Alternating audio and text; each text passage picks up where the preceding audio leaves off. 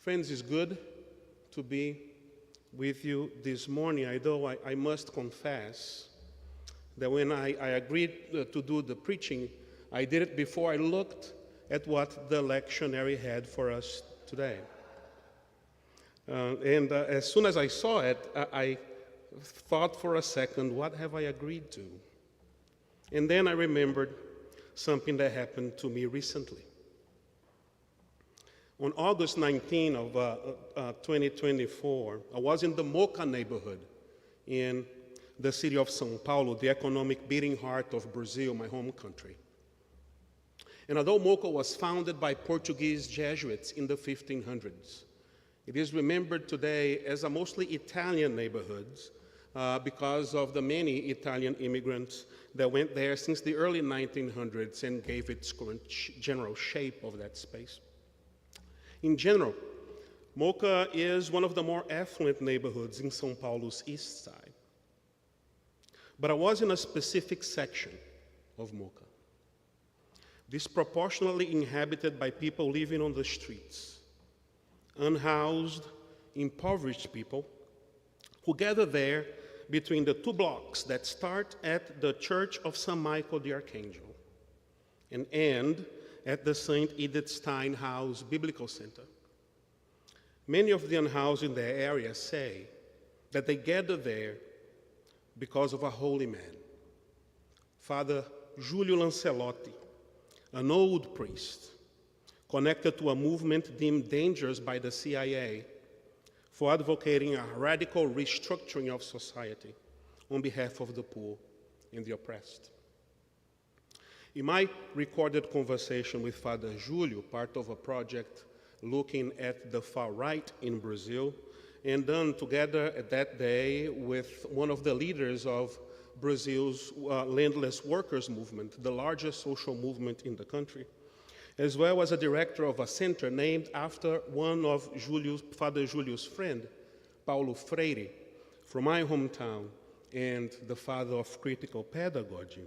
Father Júlio told us how members of the police force would sometimes beat up the unhoused and send them bleeding to his office as a message sponsored by local real estate investors. Stop feeding and sheltering the poor. The fact that they gather here bring our property values down.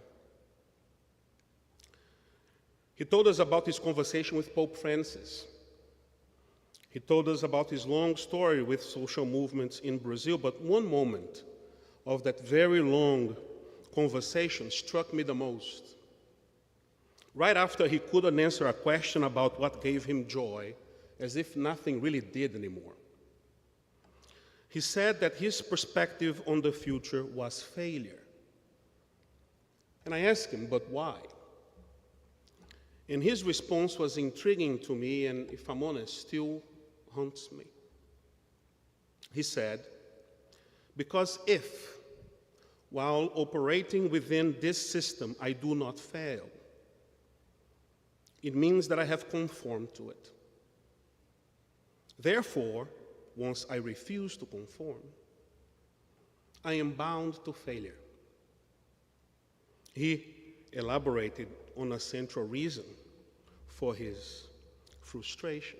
He said, you can go to any parish, approach the priest and ask him, Father, do you believe that the right to private property is subordinate to the principle of the universal destination of goods, and that private property must not serve as an impediment to the work or growth of others? Take that question to any priest and ask him without mentioning that this principle constitutes the social doctrine of the church.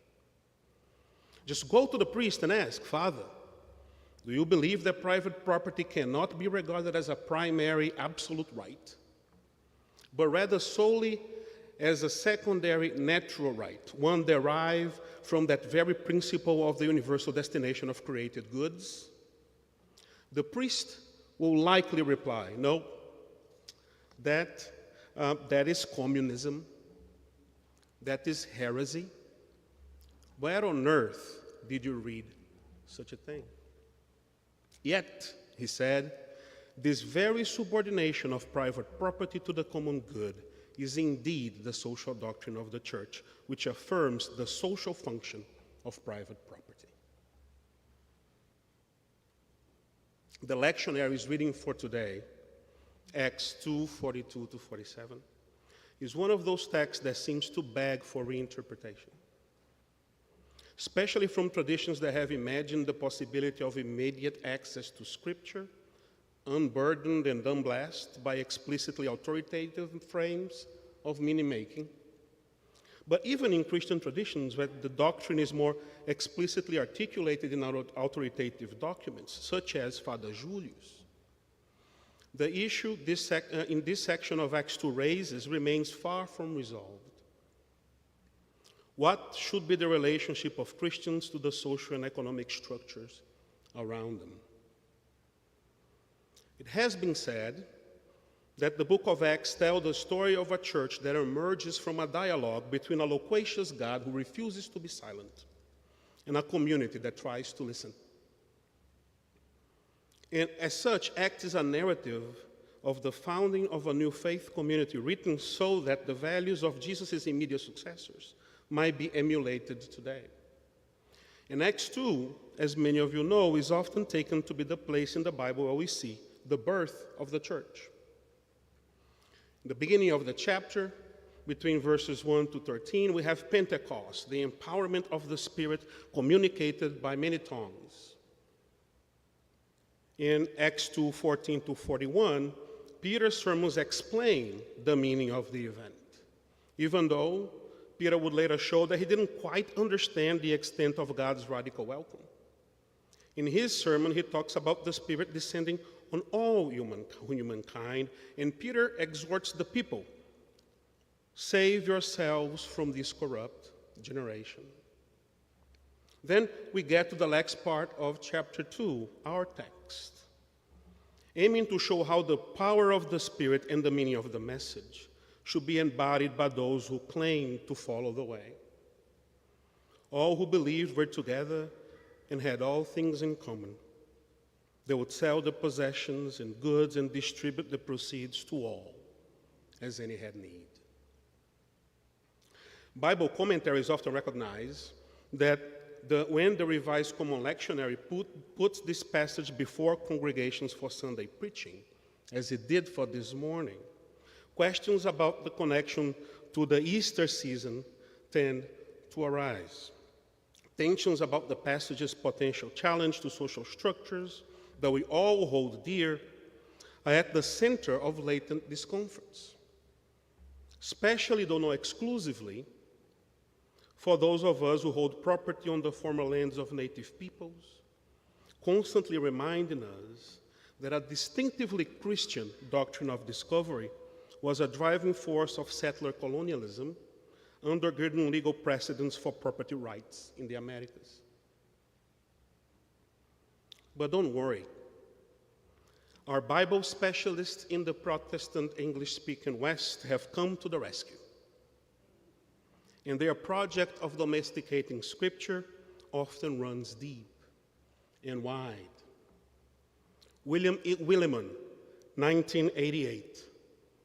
This early communal sharing was somewhat of an exception within the broader community. James Dunn, 1996. Not that everything was sold off at once, but possessions were sold off over a period as needs arose. This group, whose economic basis was far from secure, and their expectations of Christ's imminent return allowed them to cope by short-term measures. Ben Whittington, 1998. The passage does not at all suggest what we would call communism, or some sort of system where there was no such thing as private property. Chuck Swindoll, 2016. Wealth and possessions became a means of meeting the needs of fellow believers. However, this does not mean that they shared everything. Are we clear? If you allow me a brief parenthesis, I often play a game with students at Baylor, asking them to guess who said a particular saying. Almost invariably, when I show the quote that says, "From each according to his ability, to each according to his need," a good number of them guess Jesus. Of course, much before this quote was printed in 1875, Christian groups had been inspired by texts like Acts 2 to live a communitarian life, sharing property. Such interpretations have been broadly known, so much so that it has been suggested that the quote's real author, Karl Marx, is citing the church. No wonder students think he sounds like Jesus. Look, I am not naive about the depth of our entanglements, brothers and sisters and siblings. Nor am I unaware that I am deeply invested in the oppressive structures around which we organize our lives. And yet, we must recognize that Acts 2 invites us to live by an alternative logic. An alternative logic that involves a radical reorientation of our material commitments. The text of the church's birthday suggests that the Spirit does not leave property arrangements untouched, because a spirit that leaves them untouched is not the Spirit of Pentecost. But the Spirit of Pentecost did not descend on a marketplace, but on a community of belief and practice. It taught them, the text says, to break bread, to hold their goods loosely, to receive the unhoused as kin. It is possible, even likely, that we will fail to do this. Father Julio is at least partially right. Faithfulness within an economy organized by profit will look, on a short term, like failure. But the same Spirit who fell on Pentecost is the Spirit who raised Jesus from the dead. And the church's vocation is not primarily to succeed within the categories of the present age, but to bear faithful witness in bread and body to the age that is to come. You know, in that same conversation with Father Julio, he said that one Saturday morning, Pope Francis called him and asked him a very Jesuit question. How does your day go? The wisdom of that insidiously simple question lies in the opportunity it offers us to reflect on our daily habits. Sometimes it can be paralyzing to think about our roles in complex systems and how to embody the new economic logic that Acts 2 invite us into. But we can always be less greedy, more generous, more giving. This challenging text in the lectionary during Easter is in the lectionary during the Easter season because it outlines habits of a community that reflects the ethos of the resurrected Christ. May we move forward inspired by this challenge and also comforted by the assurance that the mercy of God endures forever. To use the much more powerful words of the poet, I see you, Bob. As soon as the generals and the politicals can predict the motions of your mind, lose it. Leave it as a sign to mark the false trail, the way you didn't go. Be like the fox who makes more tracks than necessary, some in the wrong direction. Practice resurrection. God bless you.